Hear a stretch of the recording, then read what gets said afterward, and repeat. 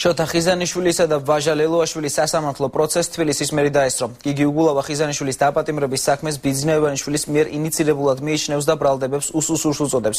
დედაქალაქის მერის განცხადებით ხიზანიშვილისთვის წინასწარი პატიმრობის შეფარდების საფუძველი არ არსებობდა, რადგან ის სამინისტროში ოპერატიულ საქმიანობას არ აწარმოებდა.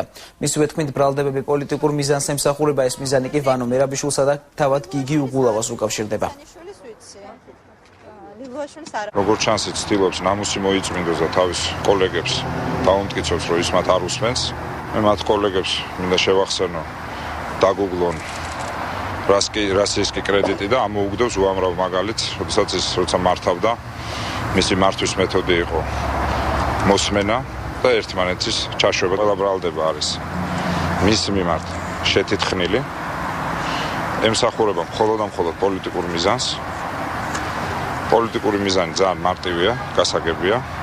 ეს უკავშირდება პირადად ვანო მერაბიშვილს, იმიტომ რომ მასთან დაახლოებული პირია, მისი ადმინისტრაციის უფროსი იყო 7 წლის განმავლობაში შოთა ხიზანიშვილი. მიკავშირდება ასევე მე.